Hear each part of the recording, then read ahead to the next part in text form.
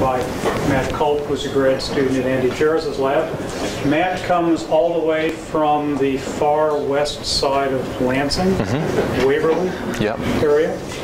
He then made the very long journey to East Lansing, where he received his undergraduate degree in horticulture. And I'll take full credit for this. Like I did last week, he took Plant Path 405 and therefore became interested in plant disease, right? Right. Okay, just humor me. But completing his degree in horticulture, he really did decide to come over and start looking at some aspects of plant disease, and he's working on the chestnut blight system, which, for those of you who don't know, is one of these fascinating stories of epidemiology, invasives, and things that I thought that Dr. Fulbright would have solved, what, 30 years ago? I did, but you didn't pay me enough money. I wasn't your chairman. You get what you pay for. That's right. Anyway, so without any further ado, Matt. Oh, thank you. Yeah, so the chestnut blight system was actually an undergrad in Andy's lab helping out. Wanted to pursue graduate school, and really the interesting thing was that there was this side project that collaborators that we have both here and elsewhere about other fungi, other microorganisms inhabiting chestnut blight cankers. I'll get to that, of course, more in detail, but first I'll introduce the system, which many of you are already familiar with, and I'll propose a model to explain how trees die, this girdling process, which is really important. It's a new idea. I'll also list the questions and the methods with specific hypotheses, and then finally discuss results and some concluding remarks. So this is normally in a plant pathology talk where you'd have the economic importance of the species or varieties, talk about how a certain state is either producing lots or a significant amount of the total of the country or something like that. But this hasn't been the case for American chestnuts in a long time. Although the importance of the rot-resistant timber, the tannins extracted for tanning leather, and of course the nutritious nuts that many people have roasted on an open fire. But probably nobody here. I'm just curious if you could raise your hand and tell me if you've ever had a chestnut tree before. Or, I'm sorry, a chestnut before. American or Chinese? Any chestnut. Horse chestnut. Does that count, man? Mm-mm. Very different. Very different. So I'm actually surprised that there are so many people, but anyway. So an economically important hardwood species in the east. Here's the photo that many of you may be seen. This is from National Geographic. Large chestnut trees mature. This is down in North Carolina in the Smoky Mountains. Not all these trees are chestnuts. I think a few in the background are actually tulip poplars. But anyway, these trees got very large, and I've heard and read that these were the redwoods of the east. They were so massive, 3-4 feet diameter trees. And at any point along the Appalachian Trail where they're native, one of the dominant hardwood species comprised, maybe a quarter to a fifth of all the tree species in that forest range. So the name chestnut blight, a blight you might think of as where in a tree species you've got flagging. So here this discoloration yellow, otherwise healthy tree. Here it's more pronounced where you've got brown and mixing with yellows. And then these large skeletonized trees, remember I said that the wood, the inner part of the tree, is actually rot resistant, so you can see these skeletonized kind of spooky trees. But really all the action is in the stems and in the branches. This is a canker, a chestnut blight canker, so perhaps chestnut canker would be a better name for this disease. This is where all the action is, particularly at stem points. So the way this necrotrophic fungus works is it enters the host through wounds, usually at branch points. Just imagine lower branches swinging in the wind. Spores land there, germinate, infect, and cause these debilitating cankers. What they do is they eat away at bark cells all the way down to the cambium, and once you've got a cambium that's been the cells of the cambium have been destroyed, you get a lack of vascular transport up the stem, hence the blight. So The culprit, Cryphonectria, formerly Endothea parasitica. It's an ascomycete. It was introduced probably a little before 1900s, but around 1900, researchers around New York City noticed that some of the Asian, or what they think was that some of the Asian varieties of chestnut, different species, I should say, they were introduced and planted as ornamentals, and that's how they think that the blight pathogen got into North America. In the ensuing decades, it quickly spread through this dark green area, the native range of American chestnut. And although, and maybe this is not a random sampling of the population, there's many plant pathologists in here, a lot of people, I think the general population thinks that this host is extinct, American chestnut no more. There are plenty of trees, although, you walk through here, I never have, but you can still see them, but thanks to a unique physiology of the system, what the pathogen is really doing is it prevents them from growing very large and reproducing. So instead what you have is an uninfected root system sending up shoots from that uninfected root system and basically perpetuating the cycle of disease. So shaded out in this figure, no more real large trees, or very few, and instead what you get is this main trunk that's dead, although the uninfected root system again sends up these new shoots. But again, because these new shoots are there, vulnerable, plenty of spores, they again too get infected. So it's this recurring cycle. I hope I emphasize enough, but I'll continue to, is that the action, all or most of that disease where we're concerned is in this canker area here. And not all cankers are the same. Here is something you might see in one of our chestnut sites in northern Michigan, where you've got categories of cankers. Is probably more of a continuum. Here you have sunken tissue and abundant stroma, so areas of probably pycnidia, but occasionally there'll be perithecia, so you get some asexual and sexual reproduction. The canker here, though, you should notice is that you've got swollen and callous tissue laid down, and very few of those stroma that I mentioned earlier. And for the sake of my research, along with others, it's helpful to categorize these. So a canker like this is something I would call a girdling canker. We've got sunken tissue, advancing in reproduction of the fungus. This canker is probably going to eventually girdle the stem, if it hasn't already. This one, on the other hand, the response of the host is callous tissue. For whatever reason, the pathogen is not reproducing, and this tree is alive. The area above the stem, there's vascular transportation up the stem. And for a long time, what many people thought was that this difference in condition was largely due to this phenomenon known as hypovirulence. So the cultures on the bottom, this is Cryphonectria. This is what we would call a virulent form of the fungus, where it has no trouble in this PDA media, growing well across the plate in no time at all. This one a little bit more debilitated, perhaps, and then this one very much so debilitated, confirmed to have virus. We would call that a hypovirulent isolate. So what do you mean virus? Well, it was discovered, so these differences in canker morphologies were noticed first in Europe, which also got their introduction of blight on a different species, European chestnut. Noticed in Italy, but then confirmed by a French plant pathologist that this disease of the fungus was actually caused by a double-stranded RNA virus, a unique one too. So this is its own group of viruses, hypoviruses. They don't have capsids and a protein coat. Later, in North America, it was confirmed that this virus, or similar viruses, showed up also in North America, on the East Coast, and here in Michigan, too. But, big problem. The spread of this virus, naturally, in a fungal population within an American chestnut population or European chestnut population is largely restricted to this crosstalk between different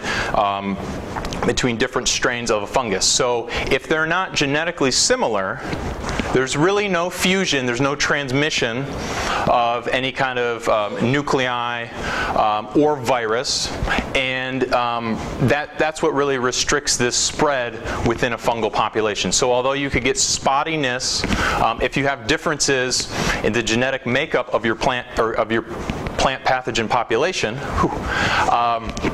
this might just die out on a single canker, and it might not spread and cause this to again turn into something that's more debilitated. The response on the host is such that you get those differences in cankers usually. And this is good because if you've got your favorite chestnut tree in your backyard, well, figure out what virulent strain it's infecting and causing a canker. So pretend there's a big canker down here. Convert it, give it the virus, however you may do so, and that's a whole different talk. Cut into the tree, you're basically reinfecting it, but you're doing it in such a way that you're surrounding it, and others before have shown that when you surround the canker with your hypovirulent strain, you're really closing in that virulent form of the fungus, and you get a response that's usually something like this. So here, this is just from experimental work, I'll get to it later. I started many cankers. Here's one that I didn't treat and let that go. You can start to see it sinking a little bit more light would show you that there's plenty of stroma developing. Here, not so much, and in fact, in these little grooves, you notice that there's some callus tissue growing or forming there.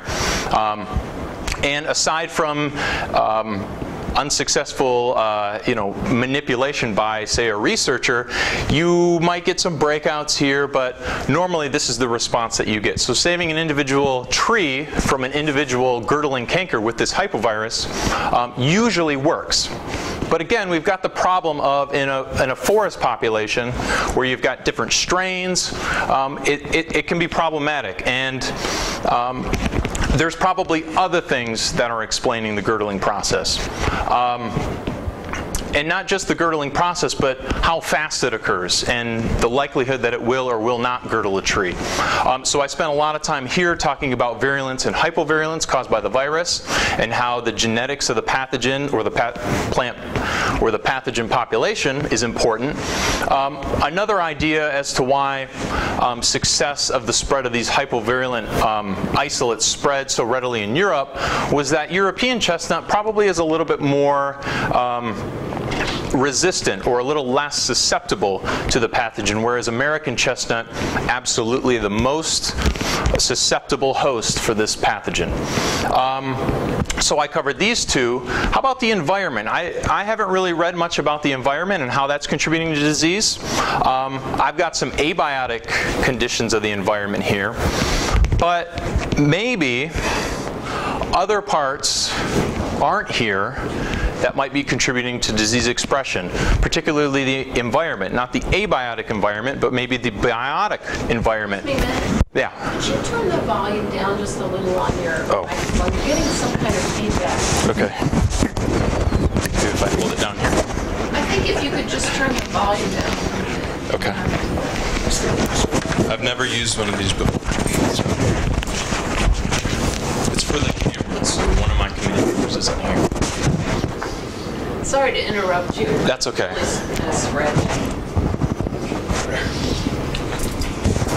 Is that better? Okay. So another component, so I showed you the disease triangle, but something that wasn't up there, maybe other microorganisms within cankers, which we find. So this is nothing new. Other people have noticed that there's not just Cryphonectria or Cryphonectria with virus coming out of these things, but instead other fungi might be inhabiting these cankers. And so again, I mentioned how I was presented with this new idea, well, not new idea, but a different idea as to how to approach this girdling in chestnut blight, was that other fungi and bacteria might be contributing to disease expression and severity. And so these are data. These were data created by researchers here and at West Virginia University. So this site in West Salem, Wisconsin was subjected to a test or an experiment where they introduced hypovirus. They treated cankers on trees to see how well it would spread. And at the beginning, well, not in the beginning, this actually started in the 90s, but then was continued again in 2000. In 2001, 263 cankers were treated and then sampled to see what the makeup into 3 big groups. So virulent forms of the pathogen, hypovirulent, and then a big catch-all for non-Cryphonectria isolates. And over time, you can see how they changed. Now the 263 that they started with in 2001, some of those trees died. So the number here is much less than that, but the overall trend, again, large, non-lethal cankers seem to acquire more and more of these non-Cryphonectria isolates, these non-Cryphonectria fungi mostly, although there were some bacteria. I mentioned that this isn't new. Other fungi have been investigated for biological control potential, not just the hypovirulent forms of the pathogen. I want to talk just a bit about a former student here at MSU, Dutch Weidlich. So again, I talked about how the rooting system is largely unaffected, but largely because if the roots are exposed above the soil surface line, which can happen, especially if they're planted on a hillside, they will get infected. So it was something about the soil that now Dr. Weidlich proposed that he would take some of that soil, place it right on a canker, and when he removed that, keeping this on for an extended period of time, he noticed that he got that healing response, those abnormal non-girdling cankers. Autoclave soil didn't do that. So what about the soil, what about the inhabitants, the biotic conditions of the soil, made it so that they were controlling or managing blight on individual trees? Other people's work, so I want to highlight 3 different papers. Terry Tater did a nice review of not just other fungi, but the biological control potential of hypovirus, and what he noticed is that trichoderma isolates were those that were commonly isolated from the soil, and he evaluated the potential of those to heal, to antagonize Cryphonectria. Patricia Groom in 2001, that's one of her papers, evaluating different strains of bacteria, bacillus. And most recently, a woman from Turkey took European 2-year-old, I believe they were 2-year-old, 3-year-old trees in the greenhouse and challenged cankers with either hypovirulent strains, trichoderma, other fungi, and bacillus. Basically, plant pathology studies really trying to ask the question of how do we manipulate the canker to get the best response of healing, hypovirulent strains versus these antagonistic microorganisms. However, I'm going to attempt to do something different, and with the help of my committee, I want to describe how, or predict, based on what's there at a given point in time, how is the community of microorganisms within a canker allowing us to predict the response in the future. So if you take a snapshot of the microorganisms in a canker, what they are, where they are, on what kind of tree, and other different factors, how can we predict the fate of that tree? How can we predict the rate and the probability that a canker will girdle a tree? So basically, what are the roles of hypoviruses, which we pretty well know, but other fungi, and how do what I'll call non-CP, again from the pie charts, how do they add to the reduced probability of girdling, or do they? Or perhaps it's the opposite. Maybe they enhance the probability that trees eventually become girdled. And not just their presence, but maybe they need to be there in great quantities, or maybe you just need species X, Y, and Z instead of A, B, and C, or maybe it's their location within a canker. So what I'll do now, I have 2 animations. So this first animation deals with the fate of a virulent form of Cryphonectria infecting the tree, and it's staying like that. So let's say that, and of course this is something that I made, this is inoculation that I made. Let's say a virulent form of the pathogen enters the tree, infects the host, and you get this expansion of the fungus, killing host cells, and continuing on, and eventually around the tree, girdling. What we notice, so some of my work, I wasn't focused on just the trees that we treated with hypovirus, but any tree, any canker, we want the girdling ones and the non-girdling ones. This area, we think, particularly in the middle, become inhabited, with saprotrophic fungi. So again, this is a necrotroph, Cryphonectria. As soon as it kills host cells, there's really nothing else there for them to extract. They keep moving on and on. A paper put out, I think 10 years ago or so, showed that usually Cryphonectria lasts on dead tissue for about a year. Anyway, so these invade, but you've got your advancing front working its way, killing host cells around the tree. Any kind of interaction that these might have, at least in this model, the effect probably won't be so great. There's nothing really, there's not enough tissue here, dead tissue, for these to invade and actually have any kind of antagonistic effect, so we think. Okay, now, again, we'll start the same. A virulent form of the pathogen infects the tree, it begins to kill host cells, but then, for whatever reason, it doesn't advance as quickly, and we suppose that's because there's a hypovirulent strain that's converted this virulent strain, and now we get slower expansion around the tree. So think of the animation I just showed you as the same kind of time course, whatever that may be, a few months, a few years. And now this large ring, which was advancing faster, is now advancing slower due to the virus. But again, that same time step, Cryphonectria doesn't, it likes live tissue to kill and extract resources. These saprotrophs still invade, and that interaction now, the advancing edge, it's a little bit closer together. And what we're interested in is, again, what's the additive effect of these other fungi inhabiting cankers, and what influence might they have on the girdling process? So a main idea, a main hypothesis that I have is that with respect to the canker community, girdling cankers are different than non-girdling cankers. And we think that's with respect to antagonistic species, certain species being in there, remember, not just quantity, but maybe it's species specific.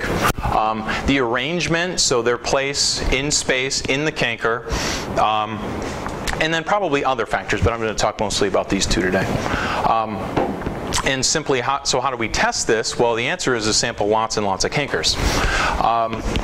Here I have the populations that I've sampled at. This is from 2013. I sampled in 2012, as you can tell by the red dot location. So here's that West Salem site, almost to Minnesota, right near the Mississippi River.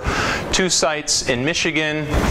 Sampled in 2012. In 2013, we added 20 trees just to see how the canker community there differs for some outside the native range, and there really was no big difference. I'm not going to talk about that. But we added 3 more in Michigan. These 3 more that we added in Michigan, they vary, but generally they're more epidemic. They don't have high incidence of hypovirus infection there. So the sampling effort in 2013, I got some 2,000 isolates growing in pure culture. How that works is really, well, you go out, you visit a canker. You can't really see that too well here. Take a leather punch, a small leather punch, go down all the way to the wood near the cambium, collect it in a little 96 well plate, store that frozen until you're ready to sterilize it. So what we do is a mixture of bleach and soap and water, sterilize the surface, because we want what's growing in, what's colonized the tissue, what's colonized that host tissue, and then plate it onto potato dextrose agar and get it into pure culture. Here's some early results. So this is from 2013. Here's our 6 populations in the Maryland trees. The most important point to take home here is that there's a general trend where we have more non-Cryphonectria species or groups of fungi in the non-girdling cankers, these NGs, than we have the girdling cankers, the Gs.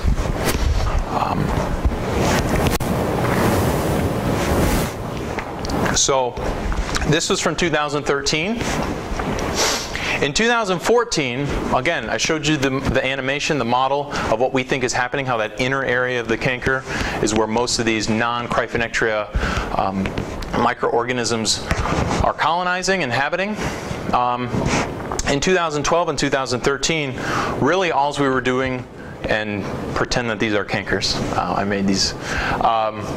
We would sample just around the margin of the canker, because I mean that's the front. That's what's causing the rate of girdling. That's what's working its way around the stem and eventually cause blight on the tree.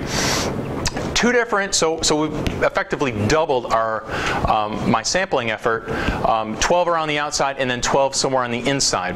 So usually, and I've got two different schemes here, usually newer cankers will have this kind of two-dimensionality where it kind of looks like a clock. So sampling at 12 o'clock, 1 o'clock, all the way down to 11 o'clock, and then 12 more in this kind of star shape or asterisk type shape. Usually these are early cankers, but eventually, and what I showed you is that they can work their way all the way around the stem, and sometimes that causes the tree to die, or that part of the stem to die, killing everything distal to that canker, but sometimes they can be nice big swollen cankers where the tree is perfectly happy or even maybe reproducing above. And in that case, we take 6 samples from the top, 6 samples from the bottom margin of the canker, and then 6 more in the form of rings around the inside part of the canker. So this, in 2014, we're making it more intensive and capturing what's going on in the inside part of the canker. Here's some data from 2014, so this new canker sampling scheme. Just about 2.5 populations in. We're still working to isolate the fungi within these bark samples. The most important thing, at least from this, so I've got the outside margin that I'll show just in a second, but really only Frankfurt, at least the non-girdling, and then West Salem non-girdling cankers, they're again more non-Cryphonectria isolates than girdling cankers comparatively. County line, they're very close to the same, and County line its own special site where lots and lots of hypovirus out there. The inner area of the canker, so this number was so high, we expected them to go even higher, and really there's not much of a difference at Frankfurt nor at West Salem. We still see that nice trend where more secondary fungi, non-Cryphonectria, are inhabiting non-girdling cankers. But again, county line, pretty much the same. An interesting result is that, especially at county line, both girdling types, lots more hypovirulent isolates sampled from the inner area, which is kind of the opposite of what we expected. But anyway, we're still working through that data. Okay, so I mentioned this idea of quantity or quality and not just quantity. So perhaps it's not good enough to just lump all these things into one big group, calling them non-Cryphonectria. Perhaps it's important that you have species X, Y, and Z instead of species A, B, and C. So I'm getting into testing specific mechanisms that some of these fungi and microorganisms might exhibit. Mainly I've focused on competition, but I'm hoping in the future to do more, maybe do some microscopy showing one antagonistic species parasitizing Cryphonectria, and then any kind of antibiotic effect. What was exciting about the trichoderma stuff that I mentioned earlier is that certain species can do 2 or even all 3 of these mechanisms as a way to antagonize other fungi. And as a corollary, writing my proposal, there's tons and tons of reading about how hypovirulent forms of the pathogen are less virulent and aggressive on the host, but this question is of whether hypovirulent isolates are a worse competitor with other fungi was kind of interesting. And although I haven't tested that, I thought I would pose it to you. So I mentioned that I'm so far just focused on the competition. So a lot of other biological control papers in plant pathology are challenging a plant pathogen with potentially antagonistic fungi. An initial screen to that is doing some sort of dual culture experiment where you plate them both in the same arena, if you will, or a petri dish, and see how they interact with each other. I used 2 different strains of the pathogen, neither with hypovirus, that'll be later. 2 different media types, so I mentioned PDA, but also there's this complete media that was designed a few decades ago, specifically designed for growth and sporulation of Cryphonectria, again, formerly Endothia. And then 9 different isolates of the secondary microorganisms. I chose these generally, I chose 3 different isolates of Trichoderma, and then the other 6, those were just commonly isolated from the different sites back in 2012.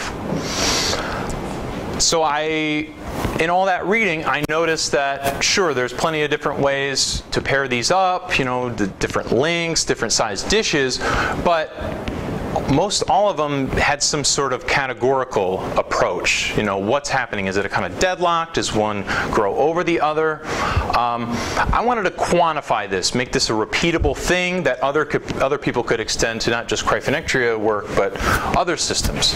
So this is, I think, the 3rd iteration of this formula where you have your test plate, so the potential antagonist paired with Cryphonectria, and then a control. So these different vectors are things that you measure. I measure them every other day for 10 days. So I'll let you take a look at this. But the main point is that you get a quantitative response variable here, and not just, you're not categorizing these things. What ultimately might happen is that we keep changing this, but right now this is where we're at. The results from the first half of the experiment, remember I haven't added the hypovirulent element yet, but there was significant variation. All 3 of our factors, the isolate of Cryphonectria, the media type, and then each strain of different antagonist was significant. I'm going to highlight a couple of these interactions, specifically the Cryphonectria by media interaction and then the Cryphonectria by antagonist interaction. Here's the first one. So it definitely matters, and you'll definitely get some interesting interaction depending on where you're competing these things. EP155 is kind of a lab rat in Cryphonectria research. This LE221, this is from our Leelanau population, and the reason we chose this is just it's a common genetic type that we see in Michigan. But the complete media specifically for this pathogen, a little similar, a little bit of drop off here, but on PDA, this one seemed, it sectored a lot. It didn't have that nice circular growth throughout, and when you look at this interaction here, you can really see this general trend that each one of these 9 isolates, the EP155 seem to be less inhibited overall in a general way than the LE221. Although we do have this interesting upward tick here with one of the Periconiothyrium isolates from County Line. But as you might expect, Trichoderma is a fast-growing fungi, of course depending on what kind of media you have, but on PDA and ECM both, these 3 in blue, red, and green were kind of separate for their inhibition. So again, I have that IA, that formula I showed you, the fraction relative to control. The 3 Trichoderma strains were able to inhibit it more, both strains. Okay, so the hypovirus is working. We know that, but how about these other microorganisms? Can we have this additive effect? So I didn't say in my animations of the model, it was Andy's idea to call it sort of a donut, where you've got this outer ring of the pathogen, and you've got this inner area, your donut hole, where all this dead bark tissue that's no longer useful for Cryphonectria becomes invaded with antagonistic fungi, at least so we think. We think combinations of this will be more effective, so there is this additive effect. This is what we're predicting. So in 2013, in the summer, what I decided to do was have this enormous experiment with plenty of treatments out at the South Campus, East Farm. We have these chestnut trees.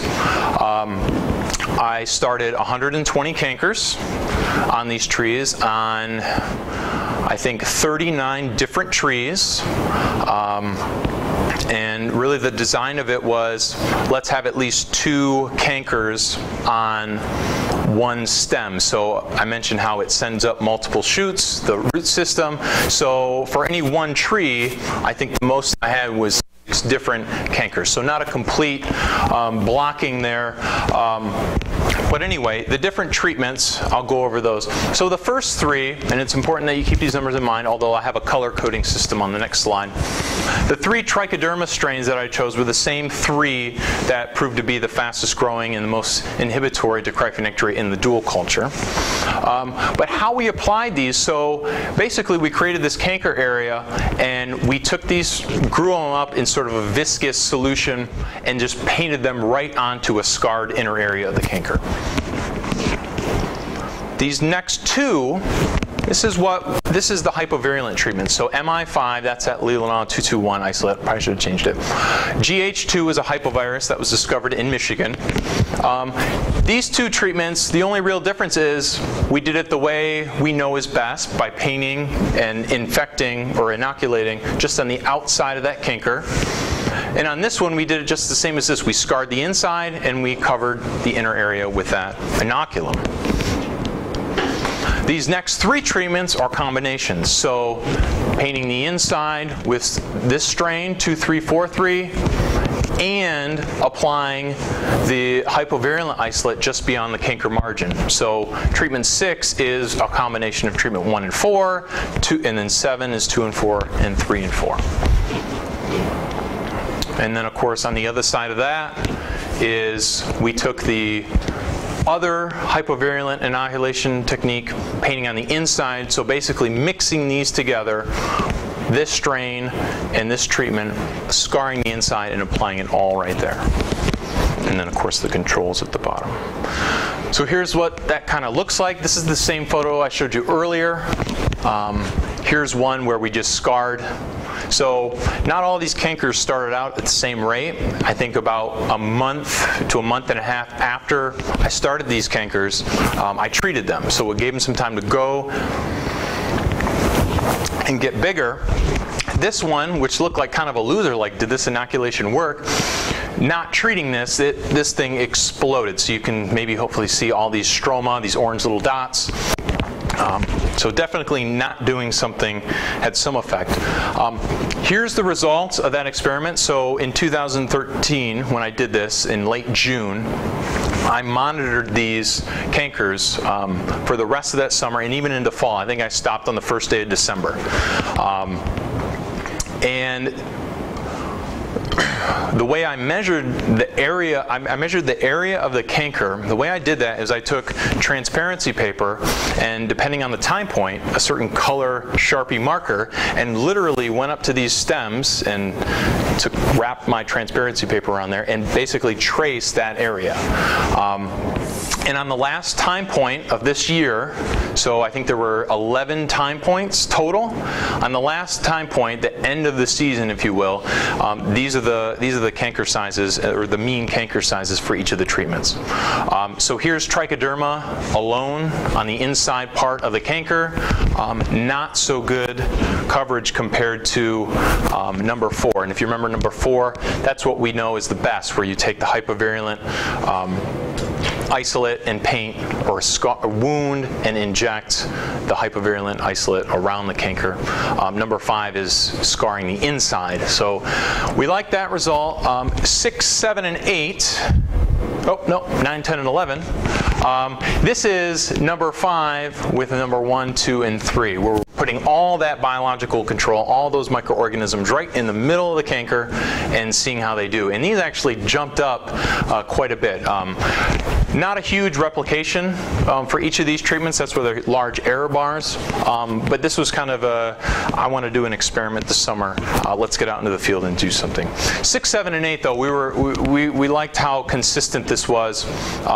These treatments perform much better than these. So having hypovirulent isolates around the outside, the margin, slowing down the expansion, that seems to be really, really important. Whether or not applying trichoderma on the inside really didn't have that much more of an effect.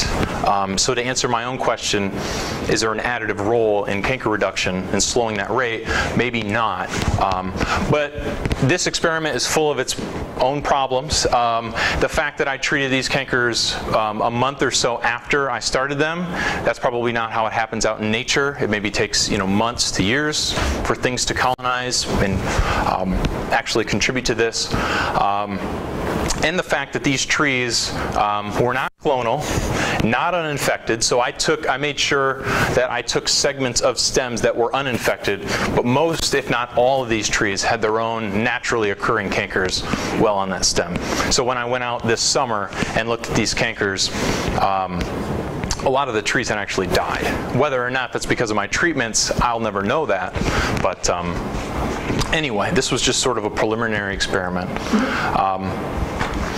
I'll finish up by talking just a little bit about how other non-American chestnut trees do get cankers, and there's kind of a nascent chestnut orchard industry that's kind of flourishing, or starting to, in my opinion, in Michigan. But they get cankers too. So there's this continuum of susceptible and resistant. These aren't as susceptible as American chestnuts, but they still do, again, get cankers. And instead of making up a goop, it was an idea of Dr. Fulbright's to just grow those things in your petri dish, scoop them out, and just cake them right on there. So this goes kind of back to the mud pack idea, except we're taking out the soil, we're taking out anything else that might be in there, and these are trichoderma strains. So the 3 different ones that I've been playing around with, basically just caking them on there. What was interesting is that we went there about a month later, unwrapped these things. So again, we wrapped them up in plastic just like Widelick did. The areas that I failed to cover, so not complete coverage, in little holes here, here, here, was really interesting because these were just bright orange for stroma. So it's whatever's happening here is kind of interesting. I had 10 of these out in the field, and when we go back, it'll be interesting to see what's still there. All right, so I'll conclude. Again, it might not just be the quantity, but the quality. What species of secondary fungi are there? And I know I kept saying microorganisms. I could have said fungi, because most of this work, if not all of it, has been restricted to fungi. But I've got a strain of bacteria that was given to me just last week, and we're going to evaluate the potential of that particular strain to inhibit Cryphonectria. And a big problem that I see with my research is that I'm sampling these cankers, I'm taking the environmental sample and immediately selecting for those that will grow onto PDA.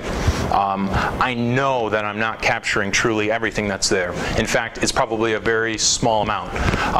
So this kind of ties into my 4th point, to get some funding for a metagenomic analysis to see the fungi and bacteria that are there and culturable. And then some host effects. So these different populations, they all have a different history and a story as to how they got there and how they are now. Maybe doing some effects of, well, this population, although it doesn't have a lot of secondary fungi inhabiting these cankers, or maybe not the right ones, the right species, the trees are just a little bit more resistant. And that's why we see the response of girdling and non-girdling there. And then lastly, I need to thank Bill McDonald and Mark Double at West Virginia University. Those two, along with Andy and Dennis, really sparked this idea of secondary microorganisms at the West Salem site. Andy's former grad student, Anita, she has befriended a couple of mathletes at La Crosse University, and they're doing the number crunching for a lot of this modeling stuff that we're doing. They basically tell me what experiments they would like to see, and I give them the data to do their parameterization and things like that. And just the whole MSU community. It's great to be here. I really, I mean, I've never been anywhere else, but why would I want to leave? It's so nice here. I think I'll leave when Tom Izzo leaves. So with that, I'll end and take any questions you might have.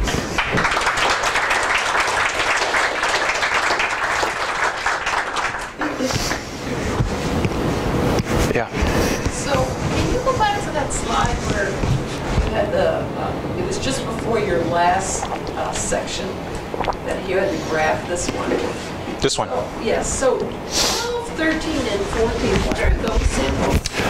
So those treatments are just the controls. So this was one where we scarred the outside and put agar, just plain agar, whatever these were growing in. So these were cankers. Yeah, yep. So it looks like they're as good as your best treatment. Yeah, there's no difference there. Again, the sample size, the reps were very small for this. That's why we have large error bars. But yeah, that was definitely disappointing. We expected these to be the worst. I should point out, if I hadn't already, that these weren't clones. These are nut seedlings just planted there. In my opinion, all of them were American chestnuts, but hybridization with some of the Chinese, and then we've got some European, Japanese hybrids out there.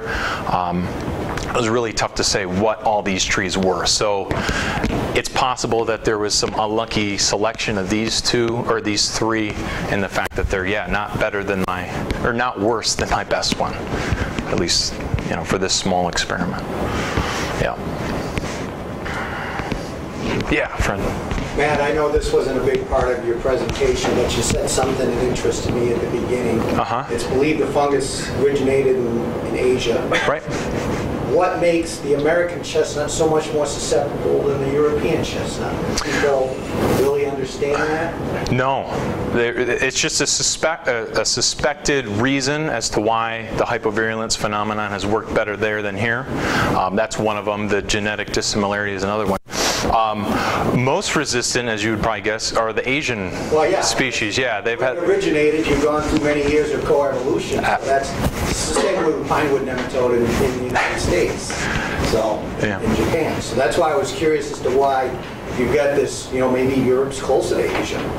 Yeah, there's quite a history. Between the species, Europe and Asia, or? See, as far as crossing, I'm not really sure. I can tell you that European chestnut, the origin is more eastern in the Caucasus area, and it was actually early civilizations that moved it throughout Europe, and that's so. And same thing you could read about Native Americans here, that they moved this thing around a lot. But yeah, did that answer? Yeah. Okay. Yeah. I want to follow up Fred's profound. Europe is closer to Asia. Yeah. Is that good? Is that okay with that, Fred? So you showed that sampling scheme for the cankers and getting the fungi out, and what did you learn from that? So in terms of positioning of fungal isolates. What have I learned so far? Yeah. Did you bulk those samples together or treat each one separately? And what did you learn from that? From the data, or just how applicable is this in the field where these things don't look like nice ellipses generally? Yeah. It's easy to get these 12 samples. I mean, relatively easy compared to these 12.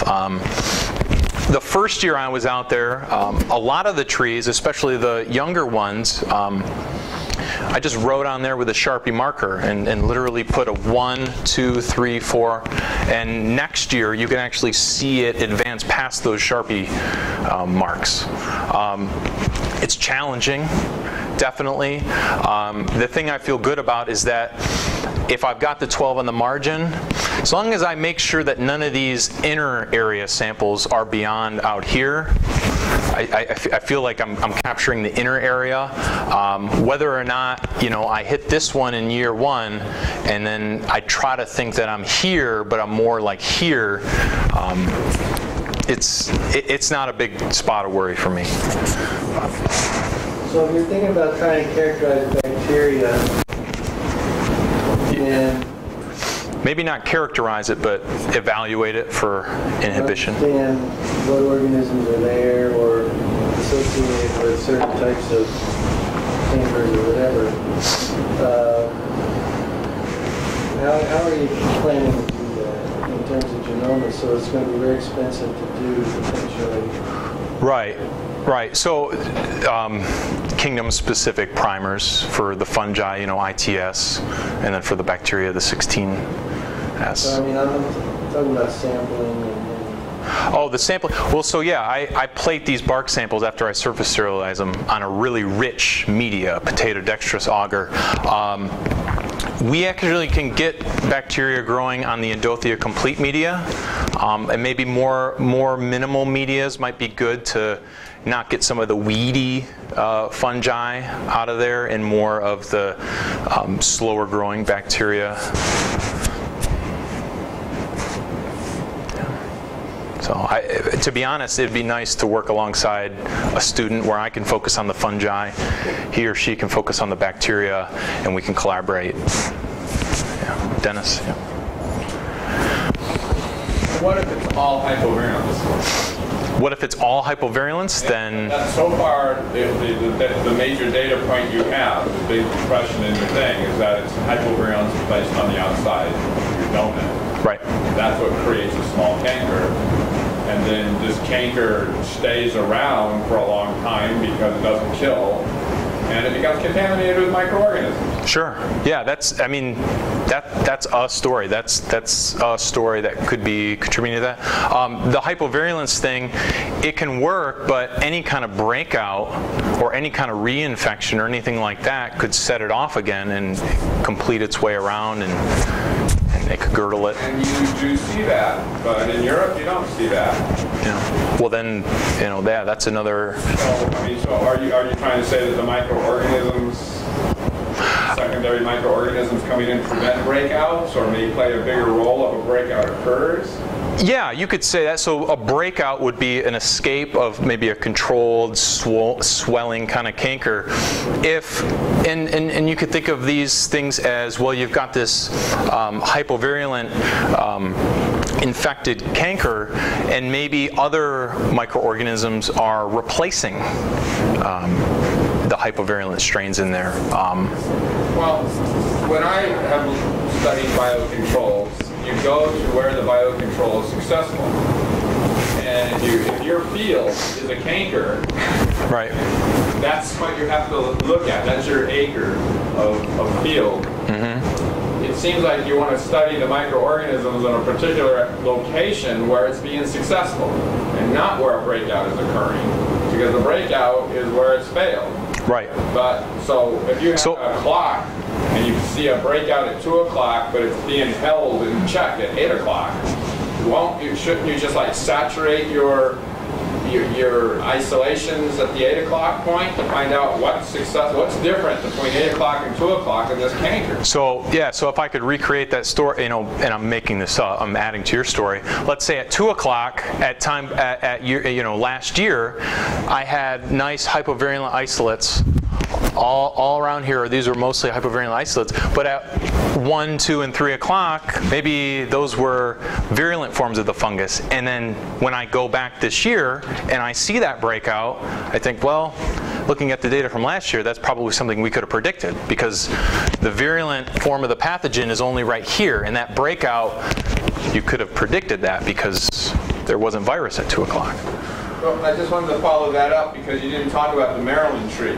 All these other places have hypovirulence in place. Right. And we know that the hypovirulence is in place because of prior studies. But right. in the Maryland trees, yeah, you don't know hypovirulence is there. And yet you're getting the same phenomenon. Right. So when we... It's healing, right? And yet you probably don't have hypovirulence. So lumping these things together into one category of healing cankers, mm-hmm, may be fictitious and may be doing you a disservice, because the Maryland story, those trees, may be more interesting. And why?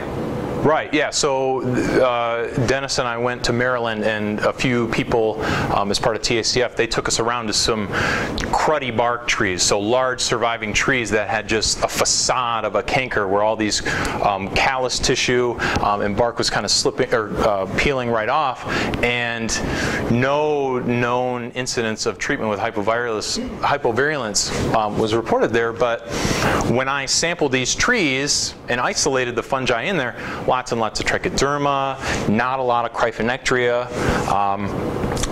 We didn't test for the presence or absence of virus in any of those Cryphonectria isolates. A lot of them looked debilitated, but we didn't actually follow through with the hypovirulent part.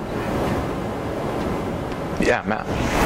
This notion, going back a little bit, this notion of breakouts is very interesting to me. Mm-hmm. Maybe the importance of breakouts lies with how long the secondary infection, or not infection, the secondary colonization takes to take over. Mm-hmm. So maybe breakouts occur with regularity, and the more quickly the secondary infection takes over, the more quickly, like you said, it crowds out the Cryphonectria that's remaining in the canker. Yeah. So the faster it does that, the lower your chances of getting another breakout. So maybe they're only important, because you only measure it for 1 year. Maybe what's important is how long these secondary infections are colonizing. Right, yeah, so this survey, this canker survey with different populations, I have 3 sites that this upcoming summer will be my 4th year of sampling these same cankers. The other sites, this will be my 3rd, but yeah, I mean, continuing this and understanding the breakouts, yeah, very important. Yeah, Alejandro. Is there a hypothesis about the origin of the hypovirus? Yeah, yep. It's coming from other fungi, or how? That's a good thought. You know, maybe trichoderma is giving these viruses. Hypovirus. I don't know. I don't know the answer to that. Yeah. I know Dennis liked that question though.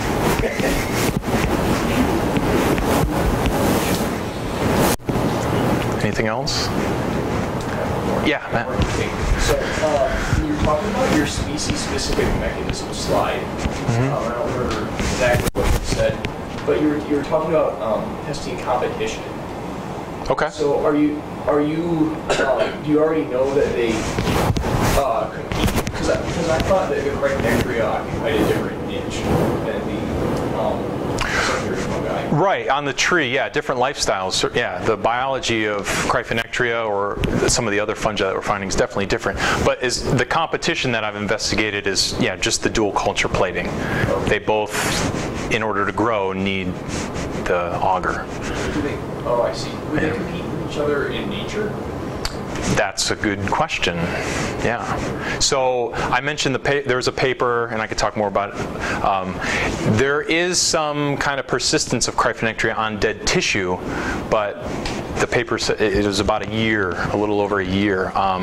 So, yeah, timing of all this, you know, seems really important.